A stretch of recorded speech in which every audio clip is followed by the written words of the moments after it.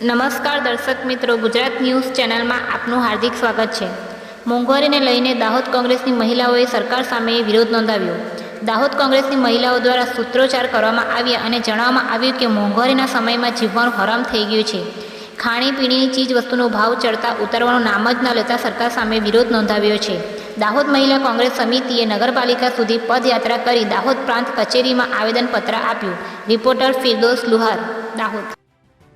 દાહોદ નગરપાલિકા અને આજુબાજુના ગામડાની બહેનો બધી ભેગી થઈ હતી અને અમે મોંઘવારી વિશે પ્રાંત સાહેબને આવેદનપત્ર આપ્યું। અમે રેલી કાઢી।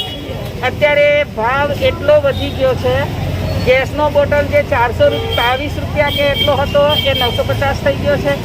સરસવાનું તેલ જે 75 રૂપિયા હતું અત્યારે 200 રૂપિયા બોલે।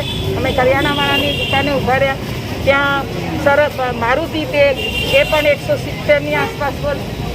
સિંગ તેલનો તો કે ભાવ પૂછશો જ નહીં એમ કીધું, એટલે 3000ની આસપાસ, એટલે 200 રૂપિયા થઈ ગયું। એટલે ખૂબ મોંઘવારી વધી ગઈ છે અને ગેસના બોટલ ઓછો આવે છે। મારી એક બહેનની ફરિયાદ હતી